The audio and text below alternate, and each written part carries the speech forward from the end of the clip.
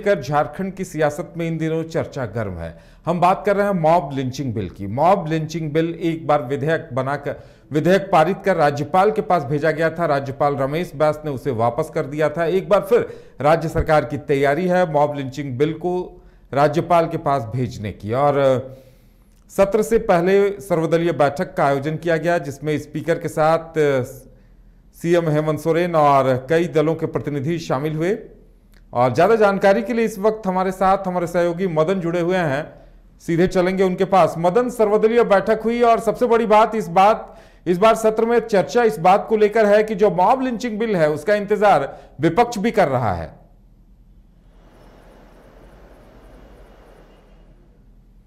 तो mob lynching bill को लेकर एक बार फिर सियासत तेज होती दिखाई दे रही है। इससे पहले बीजेपी ने विरोध जताया था और जिसके बाद राज्यपाल ने उसमें खामियां निकालते हुए उस बिल को सरकार को वापस कर दिया था। एक बार फिर सरकार इस बात को लेकर तैयारी कर चुकी है कि बिल को फिर से सदन के पटल पर रखा जाएगा, विधेयक को पारित किया जाएगा और उसे दोबारा राज्यपाल के पास भेजा जाएगा। तो इसे लेकर भी अपनी तरफ से तैयारियां की गई हैं सरकार की तरफ से और तमाम दलों के प्रतिनिधियों को सर्वदलीय बैठक में बुलाया गया था। आप देख सकते हैं, टीवी स्क्रीन पे भी हम दिखा रहे हैं। और ज्यादा जानकारी के लिए एक बार फिर से हमारे साथ हमारे संवाददाता मदन हैं, चलेंगे उनके पास। मदन, सर्वदलीय बैठक हुई लेकिन इस बार हर किसी को इंतजार मॉब लिंचिंग बिल का है कि आखिर उसमें क्या कुछ बदलाव होते हैं और विपक्ष को भी इस बात का इंतजार है कि सदन के पटल पर जो बिल रखा जाता है उसका ड्राफ्ट में क्या कुछ होगा।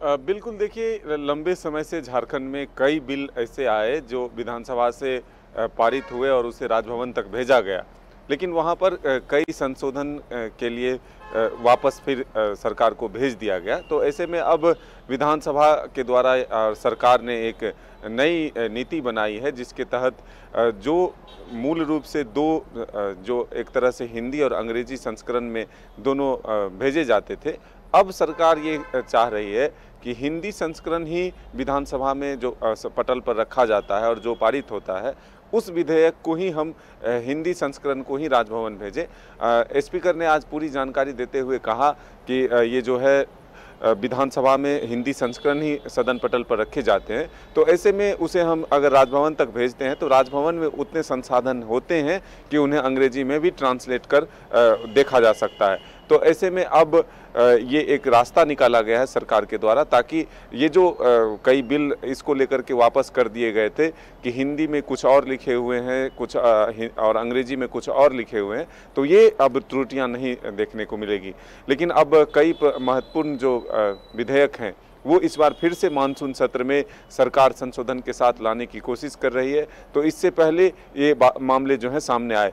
वहीं आज सर्वदलीय बैठक विधानसभा के अध्यक्ष के सभागार में हुआ और वहाँ पर बीजेपी के जो मुख्य तौर पर नेताओं के आने का इंतज़ार था कि बीजेपी के भी प्रतिनिधि कोई शामिल होंगे, लेकिन आज फिर एक बार सर्वदलीय बैठक में बीजेपी यानी कि मुख्य विपक्षी दल के नेता शामिल नहीं हुए।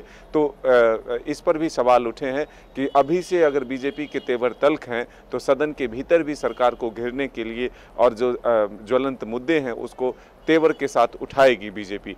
हालांकि सरकार के द्वारा संसदीय कार्य मंत्री आलमगीर आलम ने भी ये कहा है कि विपक्ष के हर सवाल का जवाब हम लोग देने के लिए तैयार हैं, लेकिन वो विधि सम्मत हो और तर्क संगत हो, ऐसे में उस सवाल के जवाब दिए जाएंगे।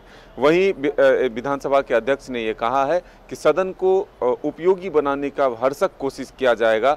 हमें उम्मीद है कि सत्ता पक्ष और विपक्ष तमाम सदस्य जो है वो सहयोग करेंगे सदन की कार्रवाई को सुचारू रूप से चलाने के लिए।